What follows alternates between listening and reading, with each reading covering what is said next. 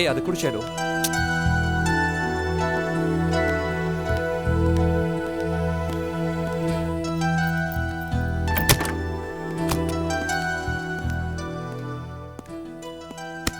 இந்தா. நீங்க உட்காருங்க சிவா, நான் போய் காஃபி போட்டு எடுத்துட்டு வரேன். இல்ல அதெல்லாம் ஒண்ணும் வேணாம் ஷைலு, நீ ரெஸ்ட் எடு, நான் கிளம்புறேன். சிவா, என்ன ஷைலு? ரொம்ப தேங்க்ஸ். எதுக்கு?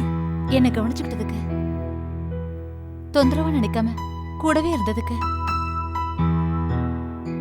என்ன வீட்ல கொண்டு வந்து டிராப் பண்ணதுக்கு. ஹே இட்ஸ் ஓகே, மனசு போட்டு கொழுப்பிக்காம ரெஸ்ட் எடு.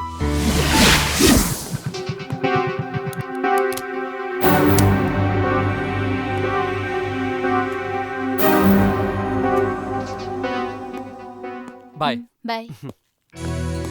ஹாய் சிவா. ஹாய் பிரதாப். ஏய் ஷைலு, என்னாச்சு? ஏன் நெத்தில பிளாஸ்டர்லாம் போட்டிருக்க? அது வந்து அது ஒண்ணும் இல்லை பிரதாப், ஒரு சின்ன ஆக்சிடென்ட். ஆக்சிடென்ட்டா? எப்படி ஷைலு? பிரதாப் 2 நாளுக்கு முன்னாடி கார் ஓட்டிட்டு போகும்போது எதிர்பாராத விதமா ஒரு சின்ன ஆக்சிடென்ட். நல்லவேளை பெருசா அடிபடல. ஹாஸ்பிட்டல்ல ட்ரீட்மெண்ட் கொடுத்து இன்னைக்கு தான் டிஸ்சார்ஜ் பண்ணி கூட்டிட்டு வரேன். என்ன ஷைலு இது? கார் ஓட்டும் போது பார்த்து ஓட்ட மாட்டியா? உனக்கு ஏதாவது ஆயிருந்தா? ச்சே, நான் வர இந்த நேரம் பார்த்து வேலை தேடி வெளியூர் போயிட்டேன். உன் கூட இருந்து உன்னை பார்த்து கூட முடியல. I am sorry Shailu. உனக்கு எப்படி இருக்கு இப்போ? Are you all right? ச்சே, எப்படி உங்களால இப்படி எல்லாம் நடிக்க முடியுது? நடிக்கிறேனா? என்ன சொல்ற ஷைலு? எனக்கு ஆக்சிடென்ட் ஆனதுக்கு காரணமே நீங்கதான். நீங்க பண்ண டார்ச்சர் தான். என்ன ஏன் இப்படி நிம்மதியாவே இருக்க விட மாட்டேங்கிறீங்க? ஷைலு, நான் என்ன பண்ணேன்? என்ன பண்ணலன்னு கேளுங்க, அப்பதான் என்னால ஈஸியா பதில் சொல்ல முடியும். ஷைலு ப்ளீஸ் அமைதியா இரு. எப்படி சிவா அமைதியா இருக்க முடியும்? கட்டின பொண்டாட்டிக்கிட்ட உண்மையா இல்லாதவங்க கூட எப்படி நிம்மதியா வாழ முடியும்? இங்க பாருங்க சிவா, நான் கெட்டவன் தான். ஆனா நான் மனசார திருந்தி மன்னிப்பு கேட்டதுக்கு அப்புறமும் என்ன நம்பாம இப்படி தண்டனை கொடுக்கறது எந்த வகையில நியாயம்? எல்லாத்தையும் ஒரு கெட்ட கனவா நினைச்சு மறந்துட்டு புதுசா வாழணும்னு ஆசைப்படுறேன். ஊர் ஊரா வேலை தேடி அலையிறேன். என்னுடைய பழைய ஃப்ரெண்ட்ஸ் யாரையும் சந்திக்கிறதும் இல்ல, பேசுறதும் இல்ல. இவ்வளவு நாளா நான் ஷைலு அழ வச்சுதான் பார்த்திருக்கேன். இனிமே வாழ்க்கை முழுக்க அவளை சிரிக்க வச்சு பார்க்கணும்னு ஆசைப்படுறேன். ஆனா என்னன்னே தெரியல, ஷைலு என்ன நம்பவும் மாட்டேன்றா, புரிஞ்சுக்கவும் மாட்டேங்கிறா.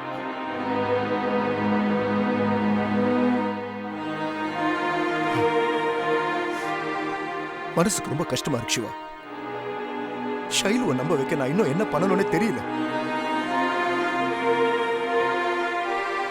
நீங்களா சொல்லுங்க சிவா, நான் பழைய மாதிரி இல்ல. ஷைலு, நான் சொல்றது நம்பு. பிரதாப் உண்மையிலே திருந்துட்டாரு.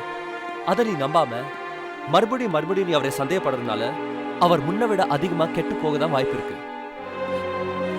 அதனால நீங்க 2 பேரும் ஒருத்தர் புரிஞ்சுக்கிட்டு சந்தோஷமா வாழ முயற்சி பண்ணுங்க.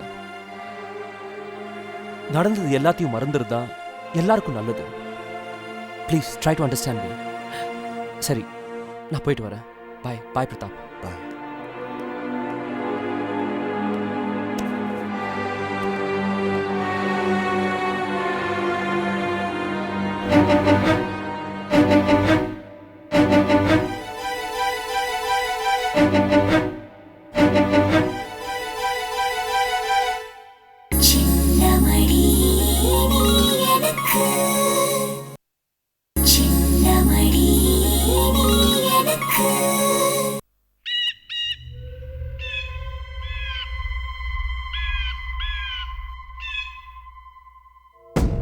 குணா, அந்த கறிக்கடை கோபால் கணக்கு என்னடா ஆச்சு? அவன் கண்ணிலே காசை காட்ட மாட்டேன்றானே. இன்னைக்கு நாளைக்கு டபாய்க்கிறானே. கலெக்ஷன் நல்லா தானே வருது? கலெக்ஷன்லாம் நல்லா வருதுண்ணே. என்ன துரை அடிக்கடி கிளப்புக்கு போறாரண்ணே. கிளப்புக்கா? ஆமா. கைய கால உடைச்சு கல்லாவில் உட்கார வை. காசை வாங்குற வழியை பாரு. டேய் சரிங்கண்ணே. கண்ணு அண்ணே, சாப்பிட்டியா? சாப்பிட்டேண்ணே. என்னடா துணி இது? கருப்பு பனியனு, சிகப்பு பெல்ட், வெள்ளை பேண்ட், கோமாளி மாதிரி இருக்கிறியாடா. அந்த யூசப்ட்ட காசு வாங்கினியா? பாவம்ண்ணே, அந்த பாய்க்கு கஷ்டம் போல இருக்கு. ஏன் அவனுக்கு என்னாச்சு? அவன் பொண்டாட்டிக்கு கேன்சரா, ஆஸ்பத்திரியில சேர்த்து 1000 கணக்கில் செலவு பண்ணிட்டு இருக்கானே. அப்படியா? ஆமாண்ணே. மகா, அவனை கொஞ்ச நாள் விட்டுப்புடி. அப்படி ஏதாவது அவசரம்னா காசு கொடுத்து உதவி பண்ணுங்க. சரிண்ணே. அண்ணே வாயா, இப்பதான் நினைச்சேன் பழிச்சுன்னு வந்து நிக்கிற. என்ன நினைச்சீங்க?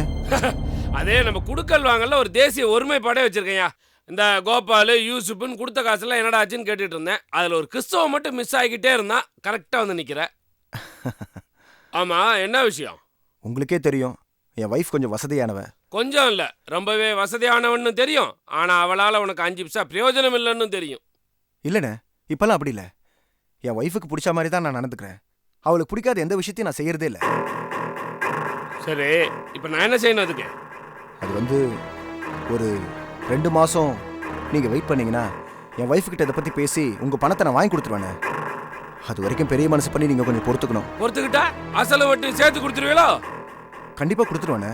கொடுக்க முடியலன்னா நீங்க என்ன சொன்னாலும் செய்யறேண்ணே. சொல்றதில்ல, செஞ்சாலும் ஏத்துக்கணும். பரவாயில்லையா? பரவாயில்லண்ணே. ஆமா, எதுக்கு எடுத்தாலும் மண்டே ஆட்டிக்க. எனக்கு நீ பணம் கொடுக்கலன்னா அடிமையா இங்க வேலை செய்ய வச்சிடும். ஜாக்கிரதை. இல்லனா என் பேர்ல இருக்க 3 கொலைகேசி எவிடன்ஸோட உன் பேர்ல மாத்தி விட்டுருவேன். உள்ள போய் களியும் கம்பகுளம் தான் குடிக்கணும். என்ன? சரிண்ணே. ஆமா சரிண்ணே. பணத்தை கொடுக்கிற வழியை பாரு. போ. ஏய், உனக்கு கொடுக்கிற கடைசி சந்தர்ப்பம் இது. பணம் என் வீடு தேடி வரணும். தேவா கோவப்பட்டா என்ன ஆகும் தெரியுமில்ல?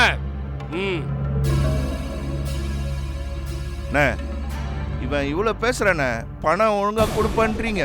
கொடுக்கலனா போட்டு தள்ளுறா அவனை.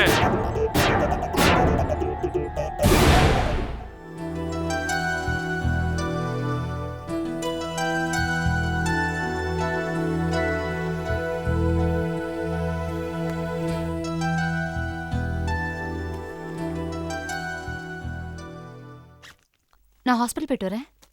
தனியாவா போற? சிவா வரல? இல்ல, அவருக்கு ஏதோ வேலை இருக்கா. நான் ஆட்டோல போய்க்கிறேன். வேணும்னா நான் டிராப் பண்றேனே. இல்லங்க பரவாயில்ல, நீங்க வீட்டை பாத்துக்கோங்க, நான் போய்க்கிறேன். ஷைலு 1 செகண்ட். என்ன? ஒரு சின்ன ரெக்வெஸ்ட். சொல்லுங்க. நான் பண்ணதெல்லாம் தப்புன்னு நல்லா உணர்ந்து தான் திருந்தி வாழணும்னு ஆசைப்பட்டேன். இனிமேலும் நல்லவனா தான் வாழணும்னு முயற்சியும் பண்ணிட்டு இருக்கேன். அதை நீயும் ஓரளவுக்கு புரிஞ்சுட்டு இருக்கேன்னு நம்புறேன். ஆனா எந்த விஷயத்திலுமே விட்ட குறை தொட்ட குறைன்னு ஒன்று இருக்குன்னு சொல்லுவாங்க. அந்த மாதிரி நான் அன்னைக்கு பண்ண தப்புக்கு இன்னைக்கும் தண்டனையை அனுபவிச்சுட்டு இருக்கேன். ஷைலு, சொல்றத கொஞ்சம் புரியும்படியா சொல்லுங்க. எனக்கு ஹாஸ்பிட்டலுக்கு டைம் ஆகுது. நான் நேரா விஷயத்துக்கே வரேன். நான் பொறுப்பு இல்லாம சுத்திட்டு இருந்தப்ப தேவராஜன் ஒரு கந்துவட்டிக்காரர்கிட்ட 5 லட்ச ரூபா கடன் வாங்கியிருந்தேன். எவ்வளவோ கஷ்டப்பட்டு 1 லட்ச ரூபா அடைச்சிட்டேன். ஆனா மீதி 4 லட்ச ரூபா உடனே அடைக்கணும்னு என்ன டார்ச்சர் பண்றான். நான் மட்டும் இந்த பிரச்சனையை எப்படியாவது சால்வ் பண்ணிட்டேனா அப்புறம் எனக்கு எந்த ப்ராப்ளமும் இல்லை. நீ இந்த விஷயத்துல எனக்கு ஹெல்ப் பண்ணனா இனிமே சத்தியமா அந்த பக்கம் நான் தலை கூட வச்சு படுக்க மாட்டேன். இங்க பாருங்க, உங்களை எப்படி நம்ப சொல்றீங்க? திருந்துட்டேன்னு சொல்லி மறுபடியும் என்கிட்ட வழக்கம் போல பணம் கேட்க ஆரம்பிச்சிட்டீங்க. உங்களை என்னால நம்ப முடியாதுங்க. என்ன, முதல்ல ஹார்ஷா பணம் கேட்பீங்க, இப்ப கொஞ்சம் சாஃப்டா கேக்குறீங்க. அவ்வளவுதான் வித்தியாசம். சரி ஷைலு, உனக்கு என் மேல நம்பிக்கை வரணும்னா நான் என்ன பண்ணணும் சொல்லு ஷைலு. இங்க பாருங்க, உங்க பர்சனல் யூஸ்க்கு நீங்க எவ்வளவு பணம் கேட்டாலும் நான் தரேன். அதை விட்டுட்டு அவனுக்கு பணம் தரணும் இவனுக்கு பணம் தரணும்னு கேட்டா என்னால தர முடியாது. ஷைலு ப்ளீஸ், இதான் கடைசி தடவை. இனிமே சத்தியமா உங்ககிட்ட நான் பணமே கேட்க மாட்டேன். என்ன நம்பு ஷைலு. இல்ல, இப்ப என்னால அவ்வளவு பணம் கொடுக்க முடியாது. ஷைலு, நீ பணம் தரலன்னா அந்த தேவராஜனை கொன்னுடுவா ஷைலு. இதெல்லாம் என்னால நம்ப முடியாது. எனக்கு ஹாஸ்பிட்டல் டைம் ஆகுது, நான் கிளம்புறேன். ஷைலு, இதான் முடிவா ஷைலு? ஆமா, இன்னும் உங்க மேல முழுசா எனக்கு நம்பிக்கை வரல. நான் இவ்வளவு சொன்னதுக்கு அப்புறமும் உனக்கு என் மேல நம்பிக்கை வரலனா எனக்கு இதை தவிர வேற வழி தெரியல ஷைலு. ஒரு மனுஷன் இந்த உலகத்துல வாழணும்னா அவன் யாராவது ஒருத்தருக்காக நல்லவனா இருக்கணும். நான் எங்க அம்மாவுக்கும் நல்ல மகனா இல்ல, உனக்கும் நல்ல புருஷனா இல்ல.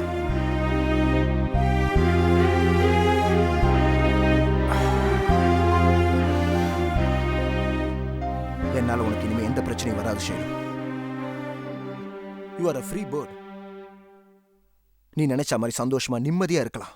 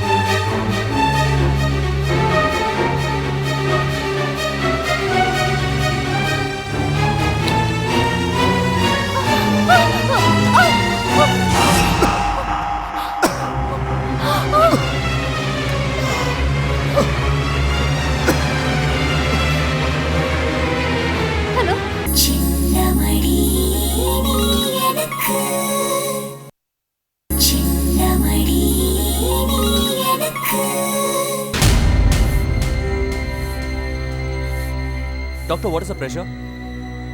கொஞ்சம் லோவாக இருக்கு. Okay, keep observing the pressure. ம், பேஷண்ட் கண் முழிக்க ½ அன் ஹவர் ஆகும். நான் ரூம்ல இருக்கேன். கண் முழிச்ச உடனே எனக்கு இன்ஃபார்ம் பண்ணுங்க. சரிங்க சார்.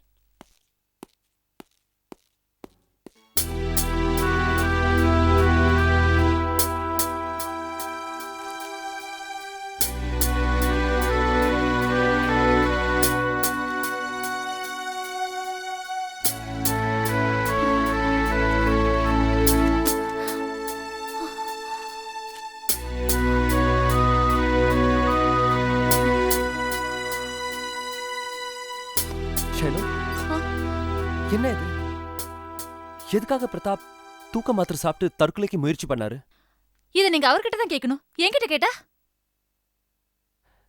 திருந்தி வாழணும்னு சத்தியமே பண்ணிட்டு அதுக்கப்புறம் தூக்க மாத்திரை சாப்பிட்டிருக்காருனா அது ஏன்னு எனக்கு புரியல ஷைலு.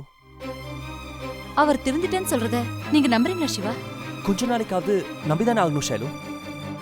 என்னதான் கோழி ரெக்கையை விரிச்சு ஆடினாலும் அத மயில நம்புறதுக்கு நான் தயாரா இல்ல சிவா. நம்பித்தான் ஆகணும்னு நான் சொல்லல ஷைலு. நம்பினா தப்பில்லைன்னு சொல்றேன்.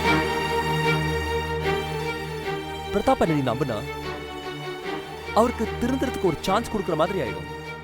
அவரை நான் நம்பலன்னா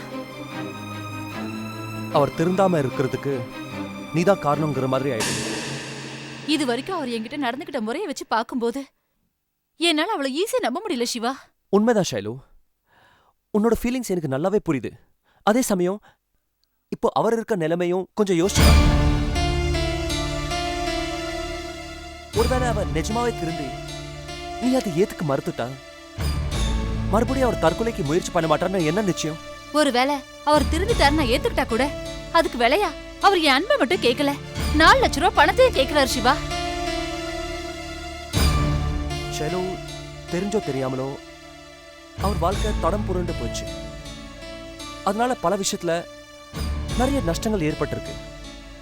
அந்த நெருக்கடியில பணம் தேவைப்பட்டிருக்கும். இவ்வளவு நாள் உன்னை மிரட்டி கேட்டவர் இப்போ கெஞ்சி கேட்கிறாரு. உன்னோட சந்தோஷமான எதிர்காலத்தை கம்பேர் பண்ணா இந்த 4 லட்சம் பெரிய விஷயமே இல்ல. ஷெலோ, நீ கொஞ்சம் விட்டு கொடுக்கறதா நல்லது. விட்டு கொடுன்னு அட்வைஸ் பண்றது ரொம்ப ஈஸி சிவா. ப்ளீஸ் கொஞ்சம் யோசிச்சு பார். உன்னை விட்டு விலகி போனவன் திரும்பி வந்திருக்கான். அன்பு சகலத்தையும் நம்பும், சகலத்தையும் சகிக்கும்னு நான் சொல்லல, நீ தினம் படிக்கிற அந்த பைபிள் சொல்லுது. சரி, ஒரு மனைவியா அவரை நீ நம்பலனாலும் பரவாயில்ல. ஆஸ் அ டாக்டர் ஒரு பேஷண்ட் கிட்ட எப்படி அன்பா இருப்பியோ அப்படி நடந்து பாரு. அதுவே உனக்கு ஒரு நல்ல முடிவு ஏற்படுத்தி கொடுக்குன்னு நான் நம்புறேன். Try to understand, Shailu.